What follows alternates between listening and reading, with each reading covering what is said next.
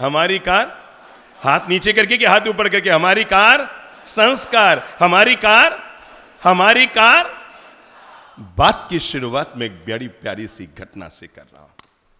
एक युवक एमबीए की पढ़ाई करके अपने घर लौटकर आया और आकर पिताजी से कहा कि पूज्य पापा जी, मैं अब जॉब करने के लिए जाना चाहता हूं। मैंने एमबीए पास कर ली है और मुझे 25-30 हजार रुपया महीने की जॉब आराम से मिल जाएगी।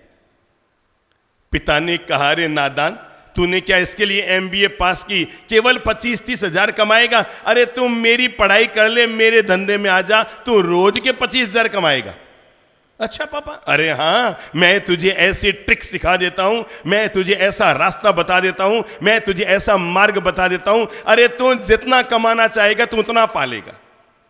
तो बताओ पापा वो कौन सी ट्रिक है? कहा, बेटा अभी नहीं, रात को बताऊंगा। रात को 9 बज गए और वो पुत्र अपने पिता के पास पहुंचे और जाकर कहा, पिताजी अब मुझे जरा बताओ कि वो एक ही दिन में पैसा कमाने की क्या ट्रिक है? उसने कहा, बेटा इंतजार ही कर, धीरज के फल मीठे होते हैं। जब रात के 11 बज गए तो बाप ने बेटे से कहा, चल बेटा मेरे साथ चल, मैं तुझे बताता हूं, जहां तुम्हारी एमबीए काम नहीं आएगी ना, वहां पर मेरा ट्रिक, मेरा धंधा तेरे काम आएगा। चल। रात के 11 बज गए। पिता ने एक हथौड़ा लिया, एक नराजी ली, एक स्क्रू ड्राइवर लिया और 2-3 लोहे के तार लिए थैले में और लेकर के रवाना हुआ कि चल मेरे साथ। आगे आगे पिता चल रहे थे, पीछे पीछे बेटा चल रहा था और चलते चलते वे पास के शहर में पहुंच गए।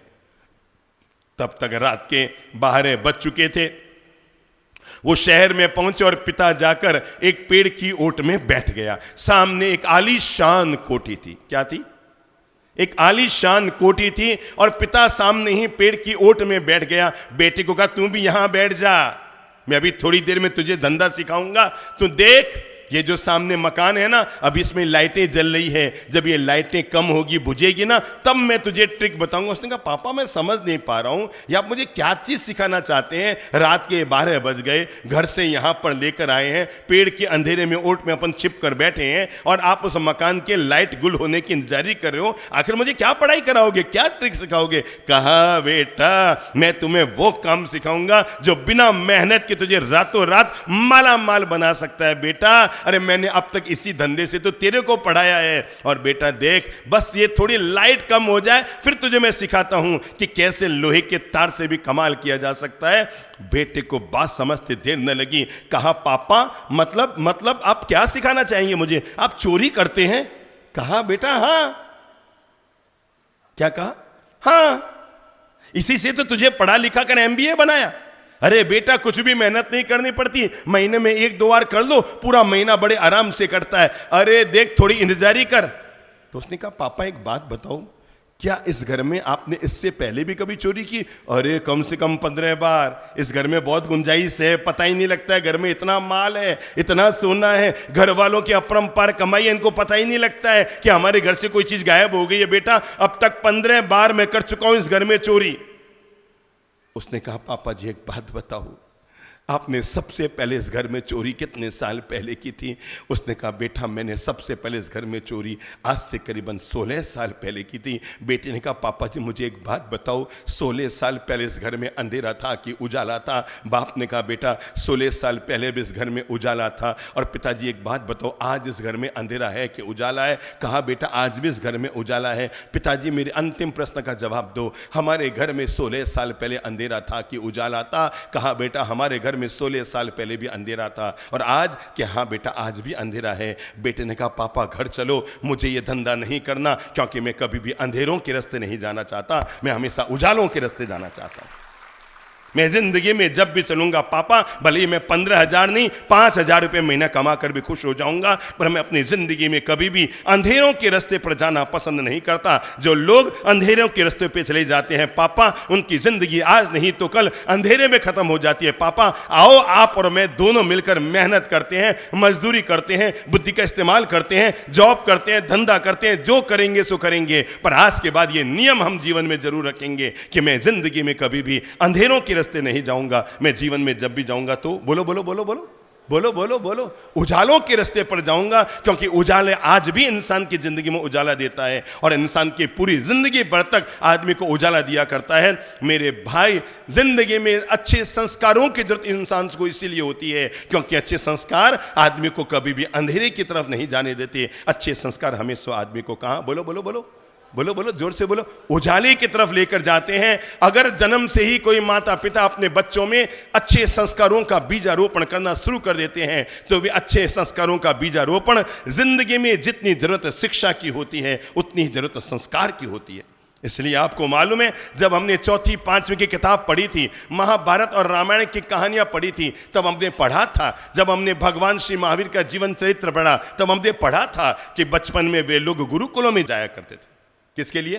आपने पढ़ा है बचपन में, क्लास की किताब में पढ़ा होगा ना कि राम और कृष्ण ये सब बचपन में गुरुकुलों में पढ़ने के लिए जाया करते थे। आप जरा मुझे बताएंगे कि वे गुरुकुलों में पढ़ने जाया करते थे, वहां पर दो शब्दों का इस्तेमाल हुआ है, कौन बोलेगा? वहां पर जब भी हमने पढ़ा है तो ये नहीं पढ़ा कि शिक्षा के लिए वहां पर जाया करते थे, साथ में ये भी पढ़ा है वे वहां शिक्षा और दीक्षा, शिक्षा मतलब ज्ञान और दीक्षा मतलब संस्कार। वे केवल शिक्षा अर्जन करने के लिए वहां नहीं जाते थे, संस्कारों का अर्जन करने के लिए जाया करते थे, क्योंकि संस्कार ही वो पूंजी होती है जो आदमी के बुढ़ापे तक जिंदगी में काम आती है। संस्कार वो पूंजी होती है जो उसके दादा दादी के काम आती है। संस्कार वो पूंजी होती है जो उसके माता पिता के काम आती है। संस्कार वो पूंजी होती है जो आदमी के पग पग पर काम आती है। एक एक समय समय पर, एक एक मिनट मिनट पर आदमी की जिंदगी से पता लगता है कि आदमी अपने जीवन में कितना संस्कारों को जी रहा है। जिंदगी तो सांप सीढ़ी के खेल की तरह है। बचपन में खेलिए सांप सीढ़ी, आपको याद हो तो उसमें दो चीजें होती है, एक सांप होता है, एक सीढ़ी होती है। अब बुद्धि ये लगाओ, सांप क्या काम करता है और सीढ़ी क्या काम करती है। बुद्धि लगाओ बुद्धि लगाओ बुद्धि लगाओ। सांप सांप जब हम खेलते हुए जाते हैं, वो क्या कहते हैं उसको, यूं खेलते थे ना, हैं, गोटी ऐसे खेलते थे ना, और उसमें 5 आता, 6 आता, 2 आता, फिर हम वो यूं यूं चला करते थे, याद है? अब मुझे तो क्या, संत बने भी 46 साल हो गए, अब कितनी पुरानी बातों को याद करके बताऊं। फिर बाप जी लोग मुझे और कहते हैं, बाप जी आप तो संत 10 साल के उम्र बन गए, आपको इतना ज्ञान कहां से हो गया? अरे मेरे भाई, आप तो संसार में डूब गए, संसार को समझ नहीं पाए। हम संसार के बाहर रहे तो पूरे संसार को समझने का सौभाग्य मिल गया। जो आदमी पानी में डूब जाता है ना, वो केवल 1 मीटर तक का पानी देख पाता है, इसके आगे का पानी उसे नहीं दिखता। पर जो आदमी पानी से बाहर रह जाता है वो पूरी दुनिया भर के सागर को देखने में सफल हो जाता है। और अगर आपको याद हो तो वो सांप सीढ़ी के खेल में हम लोग यूं खेला करते थे, और वो कुछ होता था उसको यूं यूं चलाया करते थे, और उसमें 2 चीजें चलती थी। हम क्या चाहते थे, क्या आए और क्या न आए। अब बोलो, हम चाहते थे सीढ़ी बार बार आती रहे क्योंकि सीढ़ी हमें ऊपर चढ़ाती है, और हम चाहते थे सांप न आए क्योंकि सांप हमें नीचे गिराता है। मैं जीवन की बातें आज जब शुरू कर रहा हूं तो यहीं से आपको जीवन की महान प्रेरणा दे रहा हूं कि जीवन के लिए इस बात का बोध हमेशा बनाए रखें, मैं भी बनाए रखूं और आप भी बनाए रखें कि जिंदगी में संस्कारों की सीढ़ी, क्या कहा मैंने, जिंदगी में संस्कारों की सीढ़ी हमेशा ऊंचाइयों पर लेकर जाएगी, पर गलत आदतों का सांप का मुंह जब भी हम वहां पहुंचेंगे वो हमें नीचे लेकर आएगा। और कई बार आपने देखा होगा, एक गलत संस्कार जीवन में कैसा गलत काम कर देती है। सांप सीढ़ी का खेल खेलते खेलते 1 से 10 तक, 10 से 20 तक, 20 से 30 तक, 30 से 40, 50, 60, 70, 80, 90 तक पहुंच गए। अब सबसे ज्यादा सावधानी की जरूरत होती है। अगर आपको याद हो, 90, 91, 92, 93, 94, 95, 96 तक पार कर लिया। अब यहां पर एक क्या होता है खतरनाक, बस मैं आपको यही बताना चाह रहा हूं कि अंतिम क्षण पर जाकर भी अगर संस्कारों का, गलत आदतों का सांप हमारे जीवन में पलता रहा तो आदमी जीवन भर तक मक्का किया, हज किया, बन के आया हाजी, और आजमगढ़ में जब से लौटा फिर पाजी का पाजी, और ठेठ ऊपर तक जाकर बाद में आपस धड़ाम से, आपने देखा होगा वो जो 97 या 98 तक पहुंचता था वो वापस सीधा नीचे पहली लाइन पे आ जाता था। मैं इसलिए कहता हूं जिंदगी में संस्कारों की जरूरत है, क्योंकि संस्कार जिसके साथ होते हैं उसकी जिंदगी हमेशा सीढ़ी का काम करती है, वो कभी उसे गिराती नहीं, हमेशा आदमी को ऊपर उठाती है। इसलिए आपको मालूम है संस्कारों की जिंदगी में कितनी जरूरत है। हमारे यहाँ तो गर्भ को भी संस्कार माना गया, जन्म को भी संस्कार माना गया, विवाह को भी संस्कार माना गया, अरे मृत्यु को भी संस्कार माना गया। इसलिए आपको पता है जब हम कहते हैं आप हम ये नहीं कहते शमशान जाके आए कि कब्रिस्तान जाके आए, हम क्या कहते हैं, अंतिम संस्कार करा के आए। मतलब अंतिम सांस तक भी इंसान की जिंदगी में जिस चीज की जरूरत होती है उसका नाम संस्कार है। पहला होता है गर्भाधान संस्कार और अंतिम होता है जिसको हम कहते हैं 16वां संस्कार, जो भारतीय परंपरा में रहा है, और उसका नाम रहता है, बोलो बोलो, अंतिम संस्कार। यानी अंतिम क्षण तक भी जिंदगी में जिस दौलत की जरूरत होती है वो आदमी का संस्कार होता है। वे माता पिता मध्यम होते हैं जो अपने बच्चों को जन्म देकर उनको भाग्य के भरोसे छोड़ देते हैं। नंबर 2, वे माता पिता मध्यम होते हैं जो अपने बच्चों को जन्म देते हैं और बहुत सारी सुविधाएं, पैसा, दौलत, एटीएम कार्ड, जो इच्छा हो सकर, बेटा चिंता मत कर, पैसे की अपने पास कोई कमी नहीं है, सुविधा बढ़िया से बढ़िया कॉलेज, जहां पर 32 नहीं 42 लाख भी लगता हो हम वहां पर देंगे, तू विदेश जा, वो कर। और आदमी चाहता मेरा बेटा बस। आजकल लोगों ने बच्चों की पढ़ाई को भी अपनी वो समाज का मान लिया है कि मेरा बेटा यूके में पढ़ रहा है, मेरा बेटा लंदन में पढ़ रहा है। तो मुझे कई बार लगता है भाई अब तू बता दे, इसका बेटा तो यहीं पढ़ रहा है, तेरा बेटा लंदन में पढ़ रहा है, ज़्यादा किस्मत वाला कौन है? तेरे बेटे को रोज अपने माँ बाप के चरण छूने का सौभाग्य मिलता है और वो फोन से केवल मीठी मीठी बातें करता है। तू ही सोच ले ज़्यादा किस्मत वाला कौन है। ठीक है ना? तो मध्यम माता पिता वे होते हैं जो अपने बच्चों को बहुत सारी सुविधाएं देते हैं। आपको पता है बिड़ला जी का एक पिलानी में बहुत बड़ा अध्ययन केंद्र है और वहाँ कई बच्चे जो हमसे जुड़े हुए, हमारे परिवारों से जुड़े हुए, वहाँ पढ़ के आते हैं। तो उन्होंने बताया सब वहाँ देश में सबसे ज़्यादा गर्मी वहीं पड़ती है, मालूम है आपको? सबसे ज़्यादा सर्दी चूरू में और सबसे ज़्यादा गर्मी चूरू में, और वो चूरू जिले में है पिलानी। और मैं आपको बताऊं उस पिलानी में अरबपतियों के बच्चे भी पढ़ने जाते हैं, पर वहाँ का नियम है किसी भी बच्चे के रूम में कूलर तक भी नहीं लगेगा, क्योंकि उनको मालूम है बच्चे का निर्माण, लिबास बदलोगे तो चेहरा सुंदर लगेगा, पर पसीना बहाओगे तो जिंदगी सुंदर बन जाएगी। बच्चों का निर्माण, जब भी आपके बच्चे कहीं बाहर पर पढ़ने के लिए जाए ना, अगर बॉम्बे गया है कि बेंगलोर गया है कि विदेश गया है, भूल चूक कर मत पूछना बेटा वहां कोई दिक्कत तो नहीं है, कभी मत पूछना। ये पहली शुरुआत भूल यहीं से हो जाती है। और जब हम बच्चे को पूछते हैं बेटा वहां कोई दिक्कत तो नहीं, और पूछते के साथ वो फपक पड़ता है, मम्मी या ये नहीं वो नहीं है। बच्चे को कहो बेटा कोई दिक्कत हो तो हमें मत बताना, सामना करना और उस व्यवस्था को ठीक करना। क्या समझे? बच्चे को ये मत कहो बेटा कोई दिक्कत तो नहीं है, सीधा पूछो बेटा कोई दिक्कत हो ना, हमें बताने की जरूरत नहीं है, तुम खुद वहां पर अपनी बुद्धि लगाना और अपनी दिक्कतों का सामना करना। मेरे भाई कब तक आप बच्चों को एपलें काट काट कर सुधार कर देते रहोगे? 16 साल की बेटी भी बाहर से आवाज लगाती है मम्मी एप्पल। इस बार जब वो दिन में आपको आवाज लगाए ना मम्मी एप्पल, तो आवाज देना बेटा इधर आओ, ये रहा चाकू और ये रही एप्पल, छिलका उतार, आधी तू खा ले और सुधरी हुई आधी मेरी प्लेट में डाल के दे दे। एक बार अगर उसके अंगुली से कट लग के खून आ गया ना, तो जीवन भर बेटी एप्पल सुधारने में तैयार हो जाएगी। नहीं तो वो 18 साल की हो जाएगी ना, तब भी कहती रहेगी मम्मी। मेरी अगर एक बात को आप ध्यान रख सकें तो जरूर जिंदगी में जोड़ लें, हर महिला इस बात का ध्यान रखे, अपनी बहू के साथ हमेशा मां की भूमिका निभाइए। बोलो, अपनी बहू के साथ, दोबारा बोलो जोर से, अपनी बहू के साथ हमेशा, पर अपनी बेटी के साथ हमेशा सास की भूमिका निभाइए। ये बड़ी गहरी बात कह रहा हूं। अगर आप चाहते हैं कि आपकी बेटी ससुराल से जाकर यश और गौरव लेकर आए और वो लोग आपको कहे कि साहब आपने हीरा दिया है हीरा, तो उसको ससुराल में जाने से 5 साल पहले आप उसके साथ सास की भूमिका अदा कर दो। घर में आई बहू के साथ मां की भूमिका अदा करो ताकि आप उसे पूरा प्यार दे सको, पर अपनी बेटी के साथ सास की भूमिका अदा करो ताकि आप उसे परफेक्ट तैयार कर सको। ये ना कहना पड़े कि बेटा ये नक्शा बनाती है, कि खमण ढोकला कच्चा बना देती है, कि चावल बराबर छौंकने नहीं आते, कि इसका हलवा तो जल जाता है। ना बाबा ना, अपनी बेटी को परफेक्ट तैयार करके भेजो। अरे मेरे भाई, अपनी बेटी के लिए इससे बढ़कर दहेज क्या हो सकता है कि आपने उसको पांव पर खड़ा करके और परफेक्ट तैयार करके उसको ससुराल के लिए रवाना किया है। मैंने इसीलिए कहा, देखो एक अमेरिका के एक महान राष्ट्रपति हुए जिनका नाम था अब्राहम लिंकन।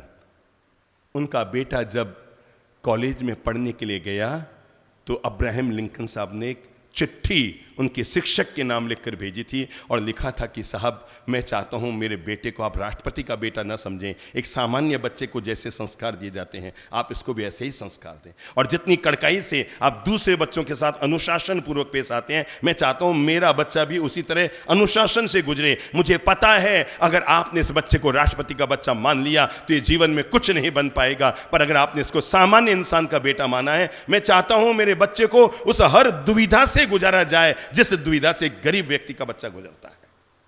क्या लिखा था उन्होंने? अब्राहम लिंकन ने स्कूल के टीचर को चिट्ठी लिखी थी, मैं चाहता हूं मेरे बच्चे को आप उस हर दुविधा से गुजारें जिस दुविधा से गरीब बाप का बच्चा गुजरता है, ताकि अपने जीवन में परफेक्ट तैयार हो सके। अगर आप बच्चों के मुंह में अंधे धृतराष्ट्र बन गए, अगर आप बच्चों के मुंह में अंधे धृतराष्ट्र बन गए, तो मानकर चलना एक दिन आपके बच्चों में इसी दुर्योधन और दुशासन जैसे बच्चे बाहर निकल कर आएंगे। अगर आप अंधे क्या बन गए? क्या बन गए? धृतराष्ट्र बन गए और मोह माया में पड़कर वाह वाह सुत है मारो बेटो, सुत है 8 बजे तक सुत है, रविवार है आज सुवर्ण दो नहीं, पापा बेचारे जगाने जाते हैं सुबह 7 बजे, क्यों जगा रहे हो, थारा कहीं काम है, 8 बजे है, सुवर्ण दो, रविवार आज सुवर्ण दो। मेरी अच्छी बहनों और भाइयों, जीवन में याद रखना, दुनिया में जब भी किसी ने खोया है तो सोकर खोया है, और जब भी किसी ने पाया है तो जग कर पाया है। ये जो हमारे घर में खोटे संस्कार पड़ जाते हैं ना, कि 9-9 बजे तक बच्चे हमारे बिस्तर पर सोए हुए हैं, 10-10 बजे तक हमारी बेटियां घर पे सोई हुई है, ये घर के लिए ज्यादा अच्छी बात नहीं है। ऐसा करके आप अपने बच्चों को अच्छे संस्कार नहीं दे रहे हैं। जरूरत पड़ने पर अपने बच्चों को बहुत लाड दीजिए, पर जब अनुशासन की बात आए तो यह हाथ लाड करने के लिए भी है, और वक्त पड़ने इडकनी मारने में भी घबराइए मत। इतने कमजोर पिता मत बनो कि बोलने के पहले सोचना पड़े इसको बुरा तो नहीं लग जाएगा। आपने जैसे ये सोचना शुरू किया इसको बुरा तो नहीं लग जाएगा, आज इसको बुरा लग रहा है पर कल इसका भविष्य सुधर जाएगा, और आप ये सोचकर कि इसको बुरा नहीं लगेगा और नहीं कह रहे हैं, कल इसका भविष्य बुरा हो जाएगा।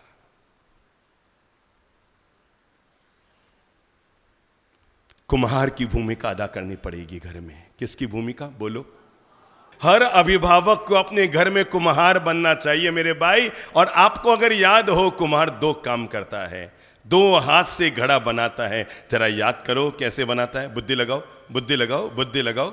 है कुम्हार 2 हाथ से घड़ा बनाता है। नंबर 1, ऊपर से ठोकता है, पक्की बात, और अंदर से सहलाता है। अंदर उसका हाथ उसको सहला रहा है, ऊपर का हाथ ठोक रहा है। केवल ठोकोगे तो भी बच्चे बिगड़ जाएंगे, और केवल सहलाओगे तो भी बच्चे बिगड़ जाएंगे। ठोकने के समय ठोकने का काम भी करो, और सहलाते समय सहलाने का काम भी करो। जो कुम्हार की भूमिका अदा करता है वही व्यक्ति अपने बच्चे का भविष्य का सही निर्माण कर देता है। मेरे भाई, अगर बच्चे में कोई गलत चीज आ गई है तो इसका जवाबदार केवल बच्चा नहीं है, उसके दादा दादी भी जवाबदार हैं, उसके मम्मी पापा भी जवाबदार हैं, उसके बड़े भाई बहन भी जवाबदार हैं। क्योंकि समय रहते अगर उन्होंने उस बच्चे को ठीक कर लिया होता तो आज ये नौबत नहीं आती।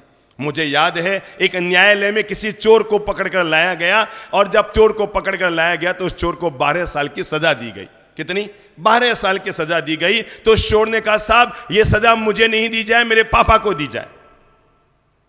न्यायाधीश ने कहा, किस बात के पापा को? चोरी कुमने की है और सजा पापा को। उसने कहा, साहब अगर बचपन में पापा ने मुझे चोरी करते हुए रोक दिया होता तो आज मैं 12 साल की सजा नहीं पाता। ये गलती उनकी थी, उन्होंने उस समय मुझ पर नियंत्रण नहीं किया, सो आज मुझे जेल में जाना पड़ रहा है। अगर समय रहते आप लोग अपने बच्चों में सही संस्कारों का बीजारोपण कर देंगे, मेरे भाई, अपने बच्चों को घर का गमला मत बनाओ कि रोज पानी दो और बच्चे रोज पांव पर खड़े रहे। घर का गमला मत बनाओ कि रोज उसको पानी देना पड़े। अगर बना सकते हो तो अपने बच्चों को जंगल का पौधा बनाओ, जिसको कोई पानी न दे तो अपने बलबूते खड़ा रहे। वे क्या गमले आपने खड़ी किए घर में कि एक दिन पानी न दो तो गमला मुरझा जाए। बच्चों को बना सकते हैं तो जंगल का पौधा बनाओ कि अगर जिंदगी भर भी कोई पानी देने वाला ना हो तो बच्चा अपने बलबूते खड़ा रहना जान सके। गोवा के मुख्यमंत्री ने एक बार एक बात कही थी कि पूरे राज्य का संचालन करना बहुत सरल है, पर एक संस्कारशील, एक शिक्षित, एक उत्तम संस्कारशील बच्चे का निर्माण करना किसी भी व्यक्ति के लिए बहुत बड़ी तपस्या होती है।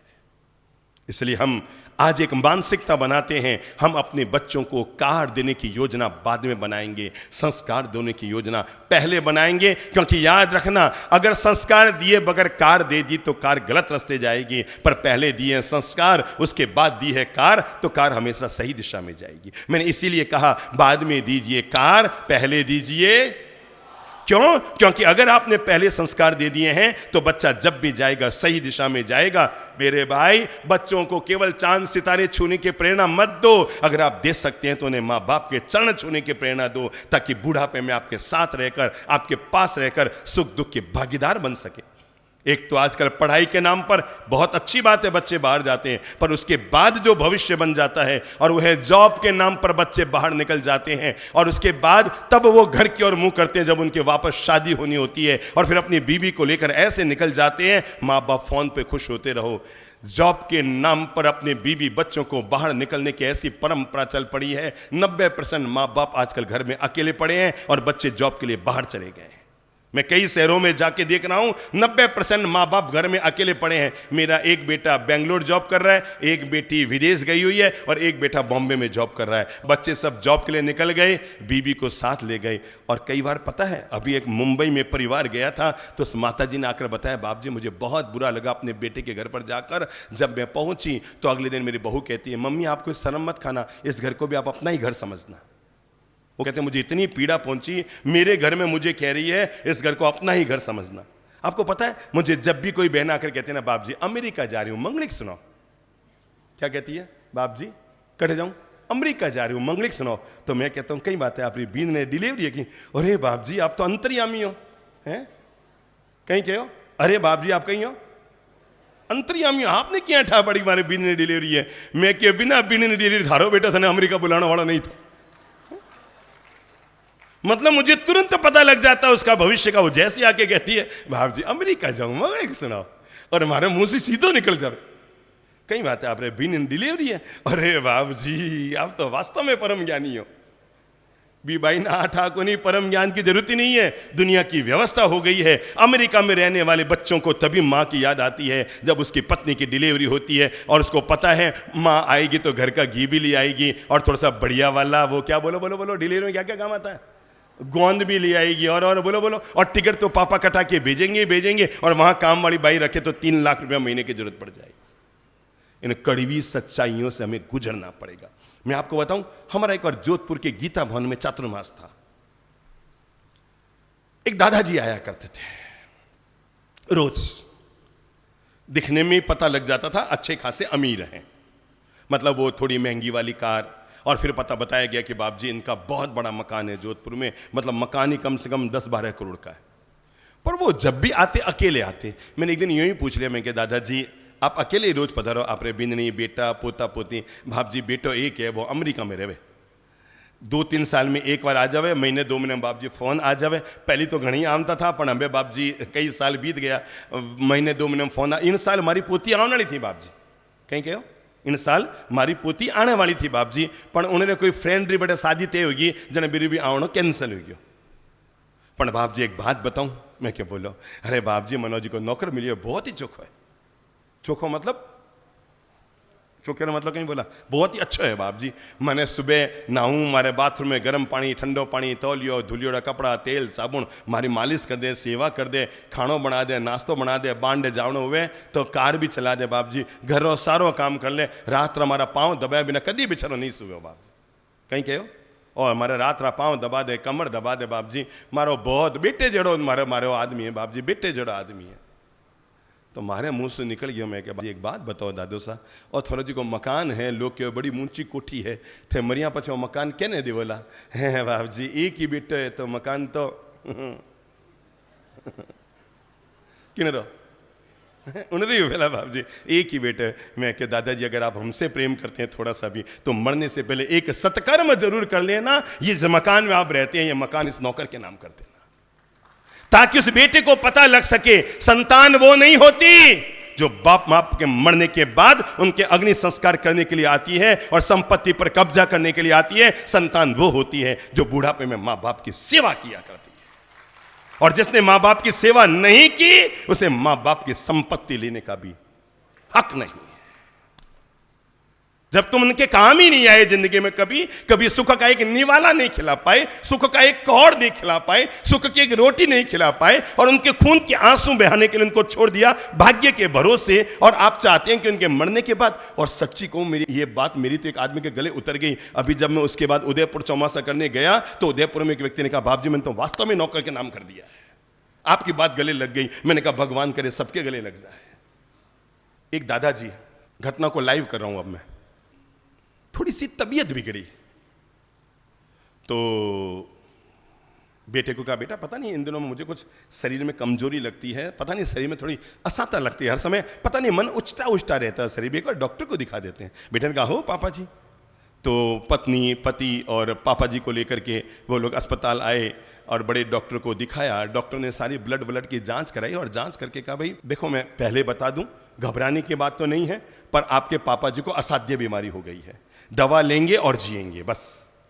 क्या कहा? घबराने की बात नहीं है, कोई छुआछूत की बीमारी नहीं है, आप आराम से सब लोग साथ में रहो, पर इनको असाध्य रोग हो गया है, ये जब तक दवा लेते रहेंगे तब तक जीते रहेंगे, दवा बंद तो सांसें बंद। बेटे ने कहा, हाँ हाँ डॉक्टर साहब चिंता मत कीजिए, हम इनको बराबर दवाई देंगे। एक बार तो आदमी को थोड़ा धक्का लगा, मतलब ऐसी असाध्य बीमारी हो गई कि दवा लूं तो जीऊंगा, नहीं तो जिंदगी खत्म। पर सोचा कोई दिक्कत नहीं, मेरा बेटा बहुत अच्छा है, बहू मेरी बेटी जैसी है, मेरे बुढ़ापे को सुख से बिता देंगे। मन में धैर्य लिया, शांति ली, घर आए। 2 दिन बीते, वो अपने ही घर के बाहर जो बगीचा था उसमें टहल रहे थे, तभी एक रूम में से खिड़की खुली थी और बाहर आवाज आई, और वो महिला अपने पति से बोल रही थी, देखो मैं ज़्यादा रिस्क नहीं ले सकती, अपने 2 छोटे बच्चे हैं और डॉक्टर ने कह दिया असाध्य बीमारी है, पापा जी को कोई ना कोई व्यवस्था कर लो। सुनना ध्यान से, पापा जी की कोई ना कोई व्यवस्था कर लो। उसने कहा कैसी बात करती है?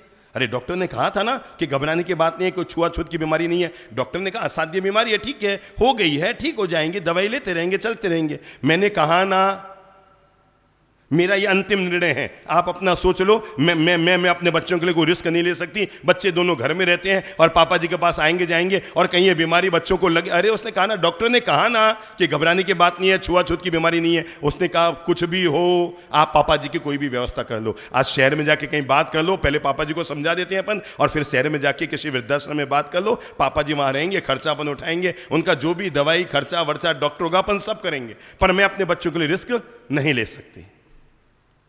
वो आदमी बाहर खड़ा खड़ा सुन रहा है अपने बेटे और बहू की बात, वो भौंचक्का रह गया। मतलब मैंने तो सोचा था कि बहू बेटे का सहारा है, जिंदगी आराम से कट जाएगी, ये मैंने 7 करोड़ का मकान बनाया ये सोचकर कि मेरे बेटे बहू के लिए हमेशा के लिए एक अनमोल धरोहर बनी रहेगी, और मुझे तो 2 दिन बाद घर से मतलब क्या टिल्ला मारा जाने वाला है, घर से बाहर निकाले जाने वाला हूं मैं तो। वो आदमी भौंचक्का रह गया, मतलब ऐसी क्या बीमारी लग गई मुझे, अपने आप को संभाल न पाया। वो व्यक्ति घर के अंदर आया, अपने कमरे में बैठा और कमरे में बैठकर आवाज लगाई, शिवम। हाँ पापा जी। बेटा थोड़ा इधर आओ, मुझे 2 मिनट बात करनी है। क्या कहा? मुझे 2 मिनट थोड़ी बात करनी है। जैसे पापा ने कहा 2 मिनट बात करनी है कि पत्नी भी साथ में दौड़कर आ गई और दोनों ने बोल कहा, हाँ बोलो पापा, बोलो बोलो बोलो क्या बात है? कहा बेटा पता नहीं, जब से डॉक्टर के पास जाकर आया हूं, रह रह कर मेरा दिल कर रहा है मैं अब अपनी बुढ़ापे की जिंदगी वृद्ध लोगों के साथ बिताऊं। क्या कहा? कमर सीधी कर लो, इतनी महत्वपूर्ण कहानी जीवन में दोबारा सुनने को नहीं मिलेगी। तो उसने कहा पापा जी क्या बात करते हो आप? नहीं नहीं पापा जी ऐसे कैसे कर रहे हो? नहीं नहीं अपन सब साथ रहेंगे। पत्नी ने पीछे से टिल्ला मारा, चुप रहो, जब वो खुद बोल रहे तो आप क्यों माथा लगा रहे हो? क्या करा? क्या करा? आपने भी ऐसे टिल्ले खाए होंगे कभी ना कभी, है ना? सबने खाए हैं, ओ मुझे मालूम है, बाबा 10 साल का महाराज बनाया पर सब जानता है, वो ध्यान रखना। तो पत्नी ने पीछे से कैसे मारते हैं आप बताओ तो प्रशांत बाबू कैसे? हाँ अरे वाह बिल्कुल सही, खड़े होकर मार कर बताओ यार, मुझे तो आता ही नहीं है। इतना जोरदार टिल्ला मारा इन्होंने विजय बाबू के, यूं बिल्कुल आपने बिल्कुल सही स्टाइल की है। अच्छा आपने खाया हुआ है तो बनाने में दिक्कत भी नहीं हुई। सबने खाए हो, सब खाए, कोई बचा नहीं है, सब एक ही चिट्टे पिट्टे के हैं। तो पत्नी ने यूं टिल्ला मारा, क्यों बोल रहे हो पापा, जब चला के बोल रहे हैं वृद्धाश्रम जाने की, आप क्यों माथा लगा रहे हो? बहू बीच में बोली, हम तो आपकी खुशी में खुश हैं, आप जैसा बोलेंगे हम तो आपकी आज्ञा में हैं, आप जैसा बोलेंगे हम वैसा करेंगे। मैंने तो नियम ले रखा है, आपके कहे का एक अंश भी मैं नहीं टालूंगी, आप जैसा कहेंगे। आप बोलिए ना आपके लिए क्या क्या व्यवस्था करनी है। हाँ, बेटे ने कहा हाँ पापा आप बोलो बोलो, आपके लिए क्या व्यवस्था करनी है, आप जो बोलेंगे हम 1 मिनट में वो लागू कर देंगे, आप हुक्म फरमाओ। बहू को लगा यार क्या गजब, मेरी मन की बात पापा जी समझ गए, मैं इधर कह रही हूँ वृद्धाश्रम में भेजो और ये तो बाबा चला के कह रहा है मुझे क्या क्या, बोलो बोलो, बूढ़े लोगों के साथ रहने का मन कर रहा है। तो बेटे बहू ने उछल कर कहा हो पापा जी आप जो आज्ञा देंगे हम कर देंगे। बाप ने कहा कुछ नहीं करना है बेटा, तुझे किराए का फ्लैट लेना है, मैं इसी घर को वृद्धाश्रम बना रहा हूं और मैं चाहूंगा जब जब भी आपके घर में ऐसी कोई संतान पैदा हो जाए ना, तो बच्चों के मुंह में पागल मत बनना, उनको अक्ल ठिकाने जरूर करना कि बेटा बाप के साथ जो बुढ़ापे में सलीके का व्यवहार नहीं करता, सम्मान का व्यवहार नहीं करता, सेवा का व्यवहार नहीं करता, वो उसकी संपत्ति का भी हकदार नहीं होता है, नहीं होता। संपत्ति का भी हकदार हो नहीं सकता जो बुढ़ापे में अपने मां बाप की सेवा का सौभाग्य नहीं ले सकता। इसलिए मैंने कहा कि अगर आप चाहते हैं कि आपके बच्चे बुढ़ापे में आपका साया बनकर और आपके साथ जी सके, तो पहला नियम जरूर रखना, इतने ऊंचे अनुमान भी उनको मत दिखा देना कि उनको जमीन कभी नजर ही नहीं आए, हमेशा आसमान ही देखने के आदी बन जाए, और उनको केवल चांद सितारे छूने के प्रेरणा मत देना। उनको बताना कि बेटा माँ बाप के चरण छूने से भी क्या मिलता है, जो तुम 12 साल तक वहां रहकर नहीं पा सकोगे, वो तुम अगर 12 सेकंड माँ बाप के चरण को छू लोगे तो क्यों किस्मत खोलने में तुम सफल हो जाओ। ये सीख जरूर देना। केवल ऊंचे अरमान, मेरे बच्चे को वो वाली कॉलेज में भेजना है, मेरे बच्चे को वो बड़ी वाली कॉलेज में भेजना है, पैसे की चिंता मत कर। मैंने बोला ना मेरे बच्चे को वो सिंगापुर भेजना है, दुबई भेजना है, पेरिस भेजना है, हांगकांग भेजना है। मेरे भाई सब भेज भेज के रह जाओगे और एक दिन अपने बच्चों के लिए मोहताज बन जाओगे, मोहताज बन जाओगे। मैं ये नहीं कहता कि उनका भविष्य न संवारे, पर मैं ये जरूर कहूंगा उनके भविष्य को संवारने के चक्कर में अपना भविष्य न बिगाड़े, उनको इतना भी लायक न बना दे कि एक दिन वो आपको नालायक समझने लग जाए, इतना भी उनको लायक न बना दे कि वो आपको कुछ भी न समझे। ये पापा मम्मी को समझते ही नहीं है। जिन्होंने आपको बोलना सिखाया, इससे बड़ा दुर्भाग्य क्या होता है। हर बेटे ने अपने माँ बाप को जिंदगी में कभी न कभी जरूर कहा होगा मम्मी आप चुप रहो, आप समझो को नहीं। कहा है ना मम्मी, जब भी कोई बात चले मम्मी आप चुप रहो, आप समझो को नहीं। अरे मेरे नाहक मूड लोगों, जिन्होंने आपको बोलना सिखाया, हमने दुर्भाग्य ये किया कि उनको चुप रहना सिखाया। जिन्होंने आपको जिंदगी में अ ब स क ख ग तुतलाते हुए बोलना सिखाया था ना बचपन में, उन्होंने कभी उस समय नहीं सोचा था यही बच्चे एक दिन हमें चुप रहना भी सिखाएंगे। ये हमारे जीवन का दुर्भाग्य है। संस्कारों की कमी का ये कमाल रहा कि जिन्होंने दर्द सहन करके हमें जन्म दिया, हम बूढ़ापे में उनको दिल का दर्द देते हैं। जब पैदा हुए तो पेट का दर्द दिया, जब बूढ़े हो गए तो दिल का दर्द दे रहे हो। दर्द देने की आदत आपकी छूटी नहीं है। जो दर्द देते हैं ना माँ बाप को, ये आदत आपकी छूटी नहीं है। जन्म से लेकर मृत्यु तक कभी दिल दुखाते रहे, कभी पेट दुखाते रहे। मैं इसीलिए आज जब बात कह रहा हूँ संस्कारों की, तो मैं कहूँगा गर्भाधान से लेकर ही शुभ संस्कारों की सोच बना लो। वे माता पिता धन्य होते हैं। अभी मैं जब इंदौर में था लॉकडाउन के दौरान, और जब लाइव प्रवचन वाला आप लोगों ने देखी होगी ना, जब लॉकडाउन था देश में लाखों करोड़ों लोग हमारे लाइव प्रवचन देख रहे थे, उसी दौरान एक महिला आई थी अपने 3 वर्ष के बच्चे को लेकर, जिसको संपूर्ण भक्तामर स्तोत्र कंठस्थ था।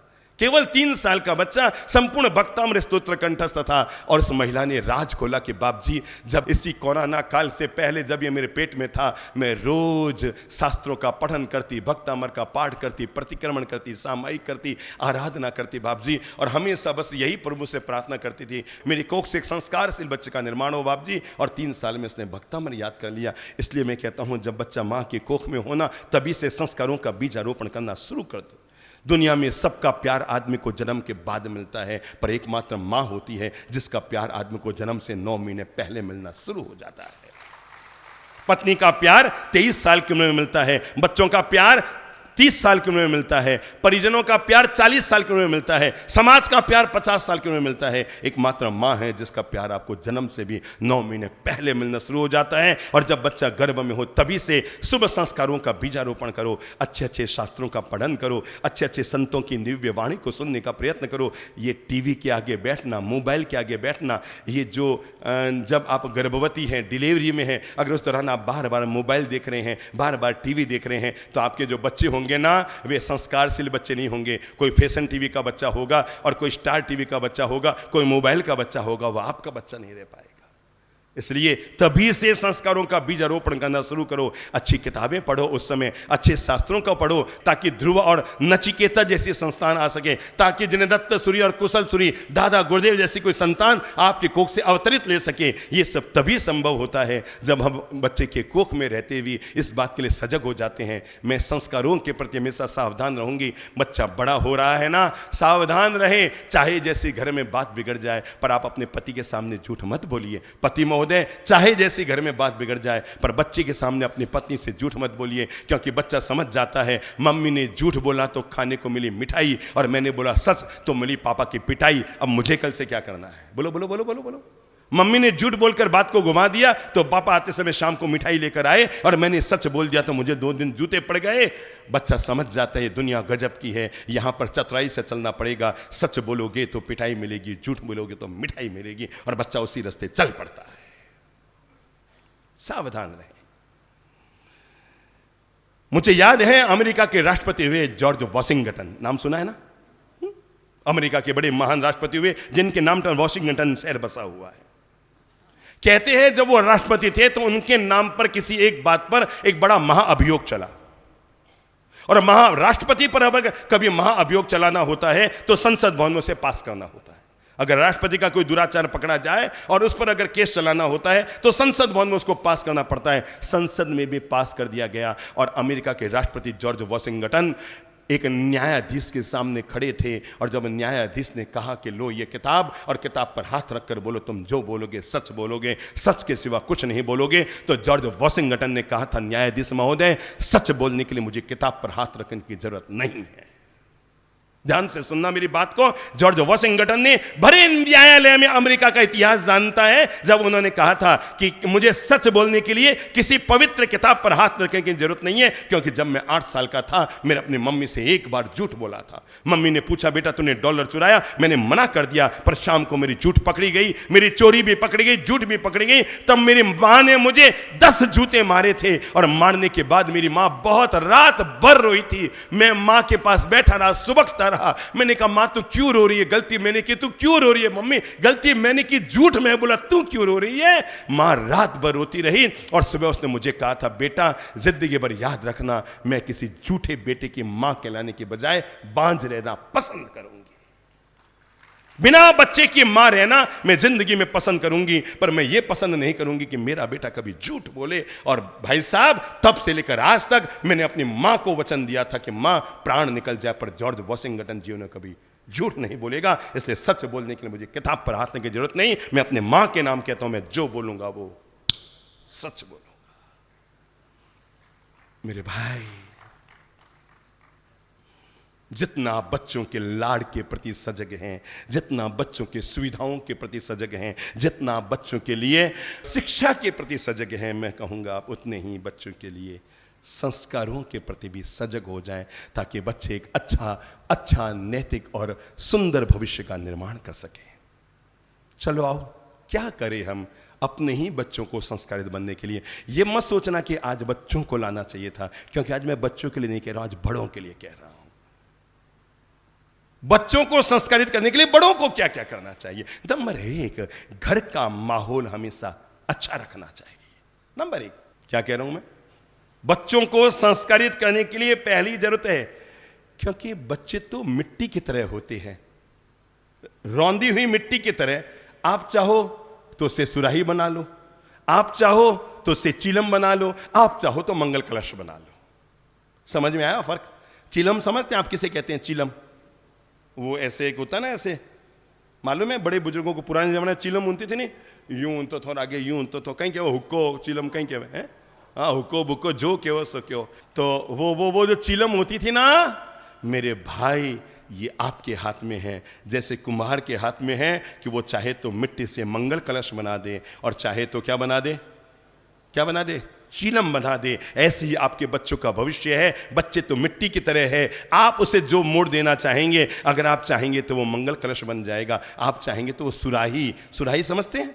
पुराने जमाने में ठंडा पानी रेल की यात्रा में लेकर जाते थे, ऊपर से छोटा मुंह नीचे से बड़ा पेट होता, तो उसे क्या कहते थे? सुराही। चाहे तो आप ठंडा जल देने वाली सुराही बना दें, और चाहे तो आप जी का जंजाड़ बनाने वाली चिलम बना दें।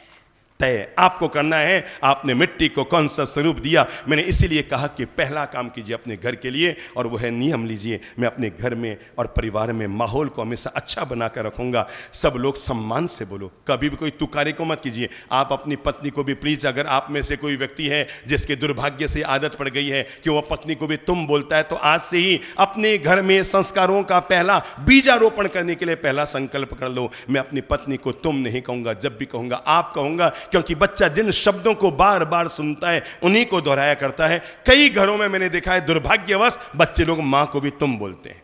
आपने भी देखा होगा ना, कई घरों में मैंने देखा है बच्चे 25 साल का बेटा अपनी 75 साल की मां को बोलता है, मम्मी तू समझे को नहीं, मम्मी तू समझे को नहीं। मैंने तो 25 बार सुना है कई घरों में, मम्मी तू समझे तो नहीं, तू क्यों बोला मम्मी बीच में, तू समझे तो को नहीं मम्मी। मैंने सुना है ऐसा।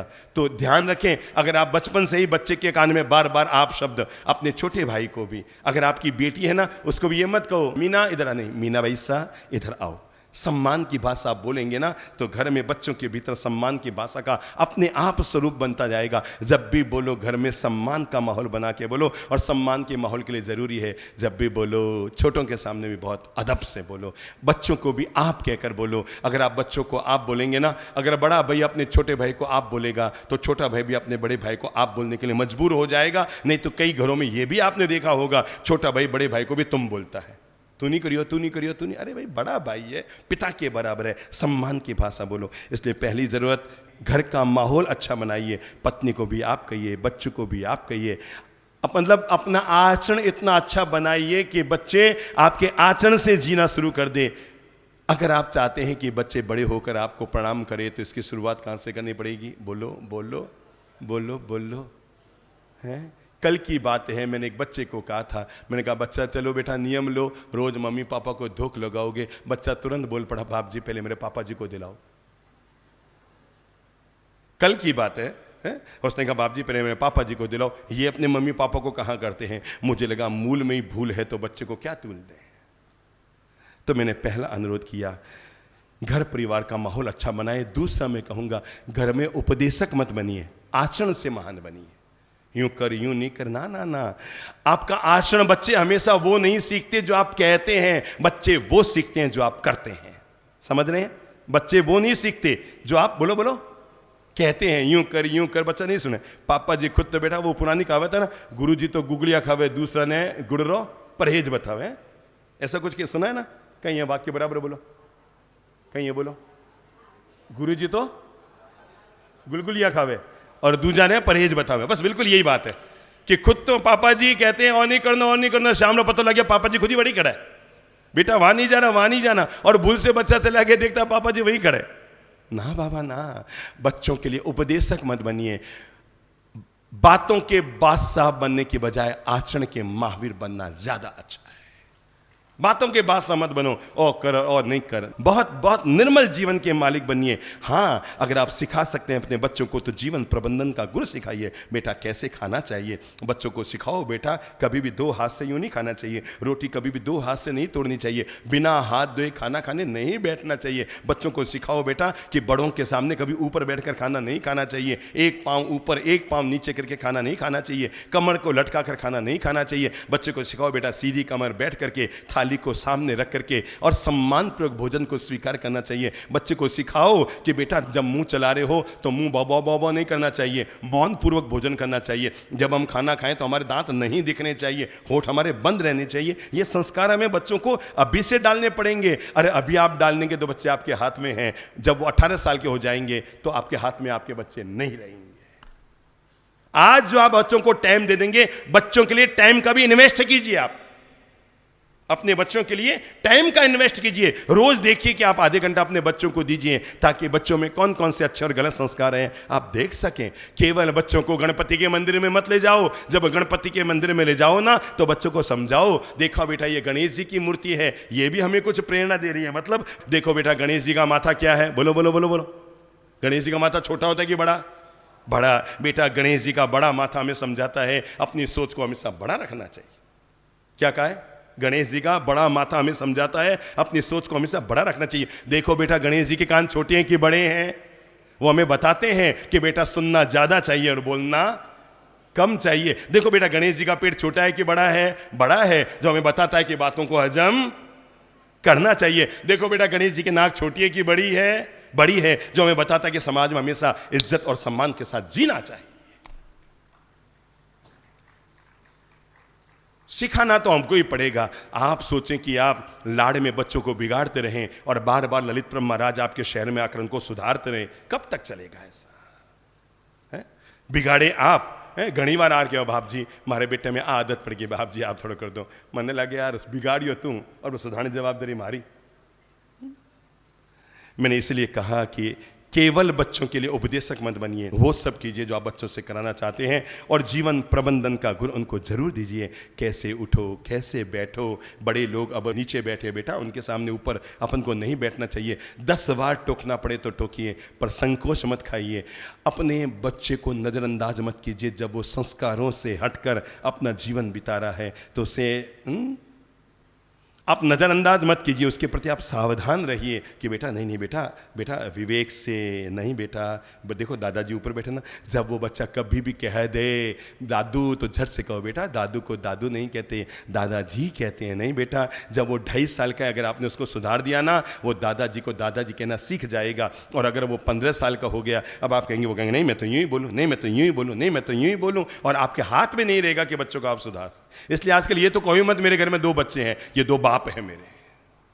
बच्चे तो पैदा होने बंद हो गए, आजकल हमारे पेट से हमारे बाप पैदा हो रहे, वे चाहें और वो हमें करना पड़ रहा है, उनके आधार पर हमें जीना पड़ रहा है। मैंने इसीलिए कहा कि हम अपने संस्कारों के प्रति हमेशा सावधान रहें। मोक्ष, आत्मा, परमात्मा, कथाएं, ये बातें बहुत हो चुकी। इससे पहले जरूरत है बच्चों में अच्छे संस्कारों का बीजारोपण हम कैसे करें, किस तरह का हम व्यवहार करें कि हमारे बच्चों में हम अच्छे संस्कारों का बीजारोपण कर सकें। बच्चों को बताओ बेटा सांड के आगे से बचना चाहिए। बोलो तो, बच्चों को बताओ बेटा सांड के आगे से बचना चाहिए और गधे के। समझ में आ गई कि और समझाऊं? क्योंकि सांड सींग कहां से मारेगा और गधा लात कहां से मारेगा। पर बच्चे को ये भी समझाओ बेटा साथ में, सांड के आगे से बचो और बोलो बोलो बोलो बोलो बोलो गधे के पीछे से बचो। पर याद रखना, जिस लड़के में गलत संस्कार है उससे तो चारों तरफ से बचो। वो सांड से भी खतरनाक है और गधे की लात से भी ज्यादा खतरनाक है। बच्चों को बताओ बेटा, नंबर 1, चलो 3 मिनट में फटाफट बातें अनुरोध कर देता हूं। बच्चों में पहली चीज डालिए और वह है विनम्रता का संस्कार। कभी भी बड़ों के बराबर न बैठें, बड़ों के सामने ऊंचे न बैठें। बच्चों में दूसरी चीज डालिए, वह है पहनावे का संस्कार। बच्चों को बताओ बेटा, ये तुम्हारी फटी हुई जींस तुम पहनकर निकलती हो ना, बहुत बूंदी लगती है। जमाना ने क्या करवट बदली। मुझे याद है जब मैं बच्चा था, पैंट फटती थी तो उसका हाफ पैंट बनती थी, हाफ पैंट फटती थी तो उसका थैला बनता था, थैला फटता था तो उसका पोंछा बनता था। देखा है आपने? दादाजी ये आगे जो सामने दादाजी, मूछे वाले दादाजी हैं, जरा बताओ तो। पैंट फाड़ती जने कहीं बनती हाफ पैंट छोटे भाईरी, और हाफ पैंट फाड़ती जने थेलो बन जाओ तो, और थेलो फाड़तो जने पोंछो बन जाओ तो। अब जब पोंछा फट जाता तो वापस जींस बन के हमारे पाँव में आ रही है। युग का बदलाव आया है। अठेसु फाटोड़ी, बठेसु फाटोड़ी, आगे सु फाटोड़ी, लारे सु फाटोड़ी, ऊपर सु फाटोड़ी, नीचे सु फाटोड़ी। अब पैर ही क्यों रहे, पहले यही क्लियर करने नहीं। मेरे भाई जरा एक बात बताओ, कोई है कंवारा लड़का है यहां पर कोई? देखो, हाँ खड़े हो जाओ बेटा, आगे आओ बेटा, घबराना मत। अच्छा एक बात बताओ, आपको आप कंवारे हैं ना, तो आपको कोई लड़की देखने आएगी तो आप फटी हुई जींस पहन कर जाएंगे कि अच्छे कपड़े पहन के जाएंगे? अच्छे कपड़े पहन के। क्यों उसके सामने फटी हुई जींस क्यों नहीं पहनेंगे? क्योंकि लड़की देखने गए और सामने वाले हमें आचरण देख के ही, वस्त्र देख के ही पसंद करें। सुनने में आया? First impression the last impression. आपकी पहली जो झलक पड़ती है वो जीवन भर बनी रहती है। जब लड़की वाले जब लड़के को देखने आते हैं तो वो फटी हुई जींस पहनकर नहीं जाता है, अप टू डेट कपड़े पहनकर जाता है। मैं कहता हूँ जब आप हमेशा ही अगर अप टू डेट कपड़े पहनेंगे ना, तो सड़क पर चलते वक्त कोई भी आपको पसंद करता रहेगा। ठीक है ना? मुझे कल एक महानुभाव ने कहा, बाप जी मैं आजकल मम्मी ने, जब मैंने कहाँ गए वो कोष अध्यक्ष कौन मुझे कह रहे थे, मैंने आपसे नियम लिया, पापा जी को जाके मैंने घुटने टेका के प्रणाम किया। तो पापा जी ने कहा बेटा जब त्योहार वगैरह होता है ना तब घुटने टेका के प्रणाम करता था तू तो। क्या नहीं आज ललित प्रभु जी बाप जी ने नियम दिला दिया, घुटने टेका के प्रणाम कर रहा हूँ। मैंने कहा पापा जी को जाके बोलना, पापा जी तब तो जब त्योहार होता था तब मैं आपको घुटने टिकाता था, अब तो मैं जब भी घुटने टिकाता हूँ तब घर में त्योहार हो जाता है। कल की बात मुझे उन्होंने कहा, बाप जी मैंने जाके घर में धोख लगे। कहा है वो कोषाध्यक्ष महोदय आपके, है ना? आपने कहा था ना मुझे इधर इधर इधर इधर दौड़ गया। इन्होंने जाके धोख लगाई। पापा जी को अचंभ हुआ, आज अचानक क्या हो गया, ये बेटा अचानक सुधर के कैसे आया, है ना? तो उन्होंने क्या कहा आपको? आज कोई त्योहार है क्या पूछे पापा? पापा जी ने पूछा आज के त्योहार है कहीं? अरे पापा जी ने बता दो, जब से ललित प्रभु जी महाराज रायपुर में आ गए यहाँ तो रोज ही त्योहार होने शुरू हो गए। अब कोई साल में एक दिन दिवाली नहीं आएगी। जब जब बहू अपनी सासू माँ के पांव दबाकर अपने बेडरूम में जाएगी, उसके घर में महीने में 30 दिन दिवाली आएगी। और जब जब देरानी जेठानी एक थाली में खाना खाएगी, उसके घर में साल में एक दिन नहीं, साल में 365 दिन होली का आनंद मनेगा। समझ गए ना? तो आज अपने घुटने टिका के धोख लगाई तो लगा नहीं कि आज फिर त्योहार है, तो ताली बजाओ खुद के लिए। मैंने कहा बच्चों को पहनावे का संस्कार जरूर दीजिए। अगर आप 2-3 बातें और जोड़ सकते हैं तो जोड़ लो। नंबर 1, सम्मान का संस्कार दो, बच्चों को सहनशीलता का संस्कार दो, बच्चों को सेवा और सहयोग का संस्कार दो। अगर आप बच्चों को दे सकते हैं तो भाषा का भी संस्कार दो कि बेटा हमेशा इज्जत की भाषा, सम्मान की भाषा, दूसरों के साथ बहुत अच्छी भाषा का इस्तेमाल करो। तू तड़ाके का इस्तेमाल मत करो बेटा। जब भी बोलो प्रेम से बोलो, जब भी बोलो इज्जत से बोलो, जब भी बोलो सम्मान से बोलो, क्योंकि लिबास बदलने से चेहरा बदलता है, पर हमारे संस्कार अगर सुधर जाए तो हमारी जिंदगी संवर जाया करती है ना? कपड़े सुंदर पहनोगे तो चेहरा सुंदर लगेगा, पर हमारे संस्कार अगर सुंदर हो जाएंगे, अगर हम सुंदर हैं और सुंदर के साथ सुशील हैं। जरा बताओ, एक ऐसा व्यक्ति है जिसका भवन बहुत सुंदर है और एक ऐसा व्यक्ति जिसकी भावना बहुत सुंदर है, ज्यादा काम का कौन सा है? हाँ, संस्कारों के प्रति हमेशा सावधान रहो। मैं चाहूंगा अंतिम बात कहकर आप लोगों को खड़ा करूंगा, और वो है कि हम सभी लोगों को इस बात के लिए सावधान होना चाहिए। हम अपने बच्चों को संस्कार देने के लिए गांव में हमें संस्कारों के स्कूलों का निर्माण जरूर करना चाहिए। अपने हर मंदिर में चाहे 8 बच्चे पढ़ने आए कि 10 बच्चे पढ़ने आए, पर हमें इस बात के लिए सावधान रहना चाहिए। अगर 10 लाख रुपया खर्च करके भी एक बच्चे को संस्कारित किया गया तो आपका सौदा सस्ता रहा, क्योंकि एक आदमी का आपने निर्माण कर दिया। अगर 10 लाख के खर्च करने से भी एक आदमी का निर्माण हो जाए, साधुवाद देना चाहूंगा। आपके रायपुर के बिल्कुल बगल में 12 किलोमीटर दूर विचक्षण विद्यापीठ के नाम पर संस्कारशाला का निर्माण हुआ है। मैं चाहूंगा जिन्होंने बनाया ताली बजाकर उनका अभिनंदन कीजिए, जहां पर जाकर हमारे बच्चे अच्छे संस्कारों को उपलब्ध करें। और मैं चाहूंगा आप अपने बच्चों को कहीं भी पढ़ने के लिए भेजना, पर जीवन में 3 साल ही सही, पर एक बार वहां पढ़ने जरूर भेज देना। शिक्षा तो वो जहां जाएगा वहां पर लेकर आएगा, पर सम्मान की दौलत मैं साधुवाद दूंगा मुनिवर श्री महेंद्र सागर जी महाराज, मनीष सागर जी महाराज, संघ की गौरव में साध्वी वरिया मणिप्रभा श्री जी महाराज, जिनकी पावन प्रेरणा से आप रायपुर वासियों ने या और भी जहाँ जहाँ के लोग हैं, छत्तीसगढ़ वालों ने, देश भर के लोगों ने मिलकर ये विचक्षण विद्यापीठ बनाई। जब मैं वहाँ पर गया तो मुझे लगा ये केवल रायपुर की एक दिशा में नहीं, चारों दिशा में बनना चाहिए, ताकि हम अपने बच्चों को शुभ संस्कार देने के प्रति हमेशा सावधान हो सकें।